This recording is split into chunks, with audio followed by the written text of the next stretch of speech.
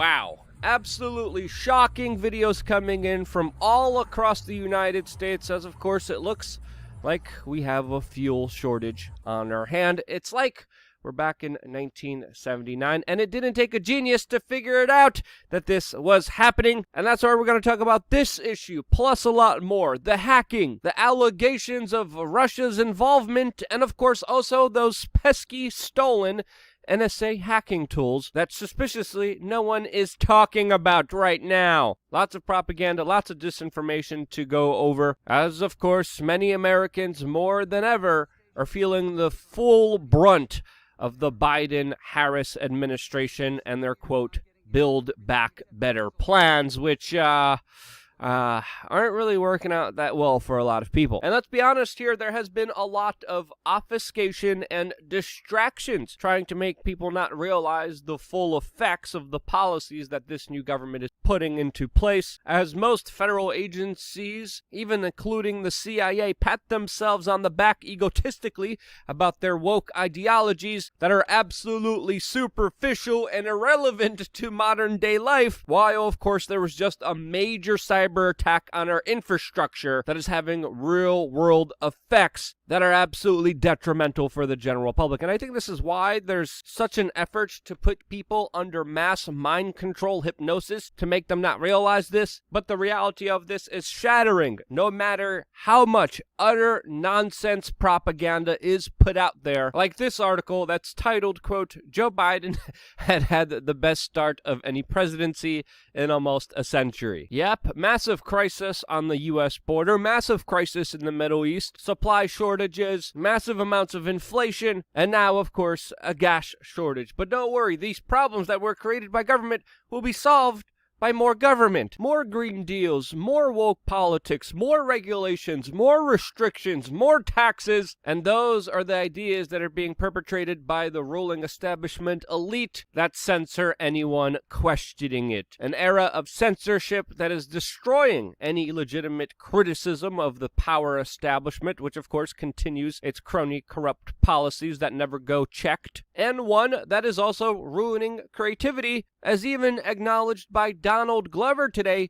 who talked about how everything in our mainline Hollywood entertainment industry is absolutely boring because of people being afraid of being, quote, canceled. And again, we have to understand that this is all a byproduct of big tech censorship. You think about that right now, YouTube moderator watching this video right now, because I know you son of a guns watch this, and you probably are absolutely conflicted with the nonsense garbage being shoved by the mainstream media, which you guys promote to the top of the algorithm, while of course punishing this channel for calling it out. Sorry, it's just difficult sometimes with the censorship, downranking, deplatforming that's going on that, of course, stop many people from talking about important issues like the issue surrounding Bill Gates' old friend, Jeffrey Epstein, whose accomplices are still at large, being able to do whatever they want. And it's not only just the big-time high-level players here that are getting off with absolute immunity, it's also taxpayer-funded government officials in Florida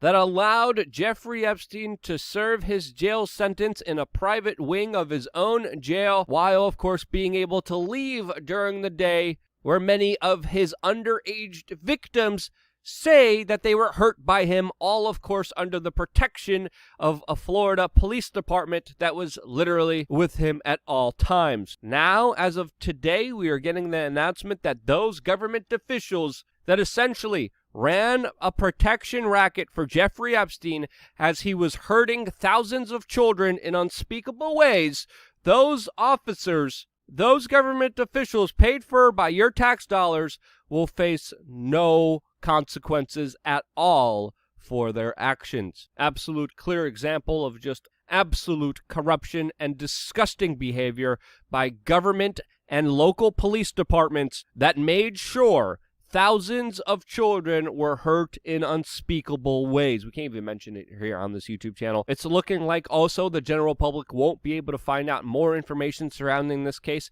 as of course we are hearing rumors that Ghislaine Maxwell, the individual that was also deemed as someone higher level up than Jeffrey Epstein himself, might be entering a plea deal that, of course, would prevent court proceedings from following and from the public finding out about what actually happened during this government-run extortion trafficking operation that did the most awful, unspeakable things to the smallest human beings that these monster predators could find. That same government, that same people who were close with those monsters are now trying to rule your life even more and telling you what you should do with your physical body with, of course, medical procedures that we can't even mention here on this YouTube channel. But we can mention it on our alternative media platform, LukeUncensored.com, where we could talk about these issues blatantly, openly, without any censorship. I have a lot to say about Dr. Fauci's latest statements to Dr. Rand Paul. There's another horrible story of so many people. I can't even get into it.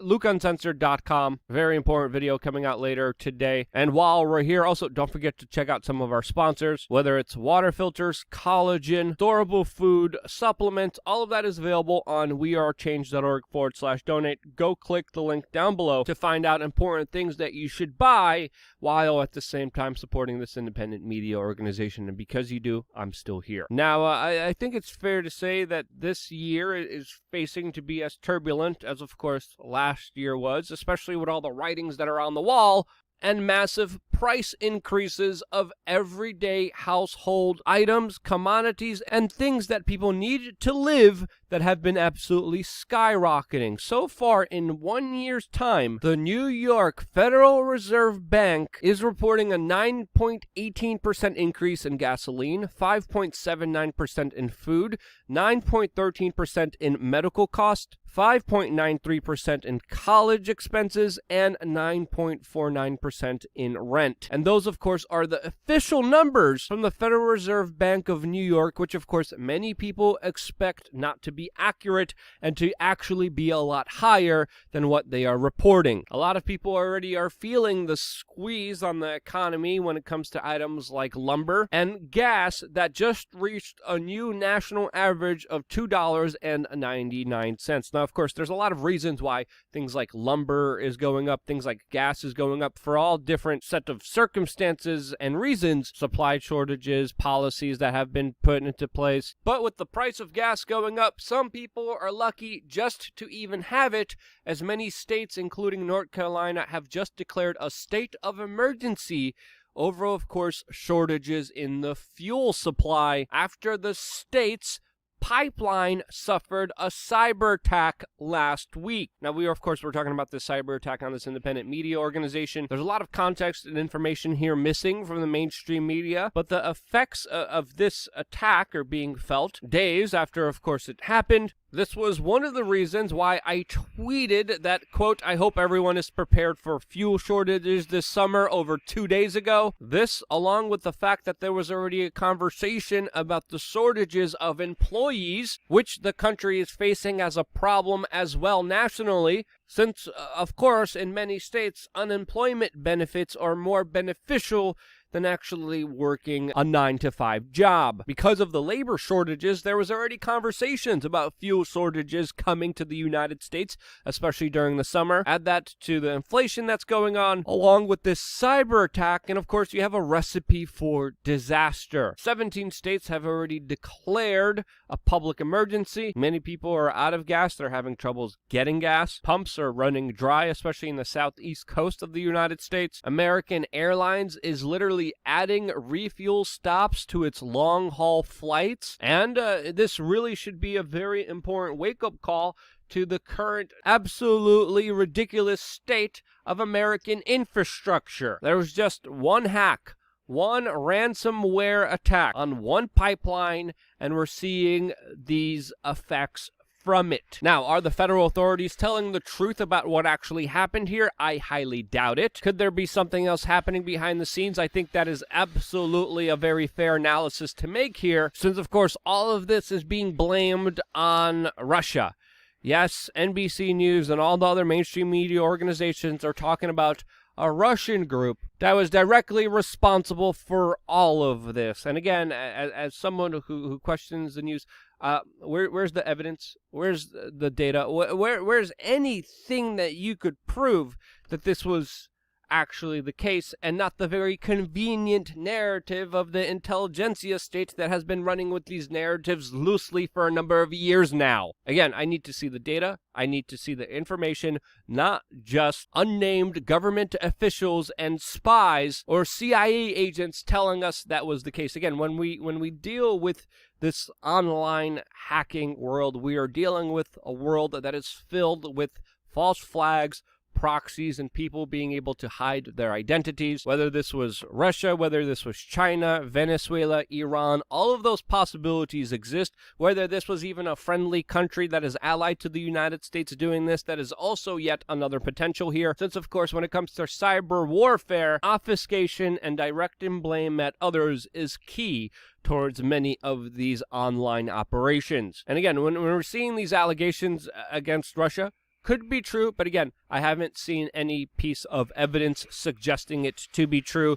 It is a very convenient narrative that they are running with. We also have to understand that this is a ransom attack by a group of individuals who, quote, didn't mean to create problems. Yes, the group that initially targeted this gas pipeline, attacked American infrastructure, demanded a ransom payment in order to stop this cyber attack and allow the pipeline to work like it previously did. Usually we've seen hacks like this done on many state government websites, where many times these attacks go unreported, and some states even pay the ransom in order to not deal with the larger problems that these hackers are providing for a particular state or a city in the United States. It's also important to note here that some of the tools being used here throughout these previous ransom attacks that were able to successfully get Bitcoin from local governments and state-run agencies are being done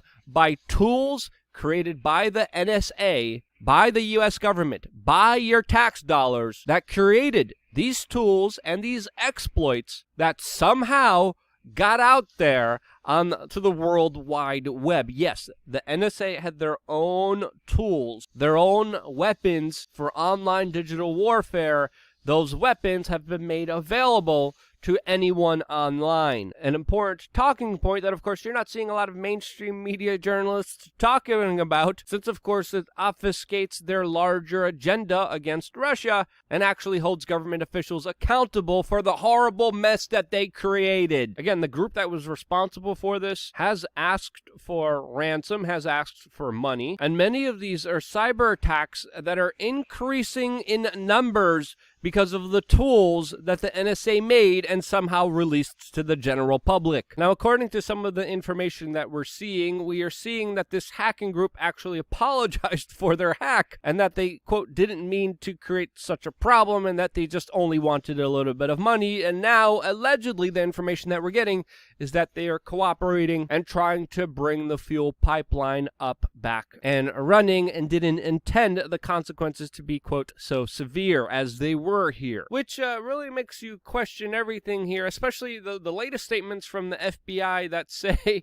that this was definitely the job of Russia. And again, could be, but that thesis is absolutely ridiculous, since, of course, they have no evidence and proof of it. It could have been anyone. Who do you think it was? Do you think this was a false flag? Do you think this was maybe an internal job? Do you think maybe this was another country like Venezuela, Cuba? Who knows? What do you think's going on here? Let me know down in the comment section below. But regardless of that, our infrastructure is extremely delicate, extremely fragile.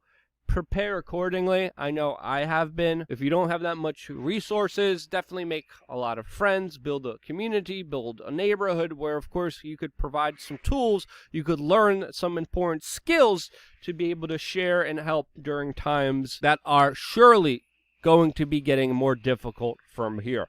I have a lot more to say about this and all the other stuff I can't mention on this YouTube channel, specifically on LukeUncensored.com. Stay tuned for more here on WeAreChange.org.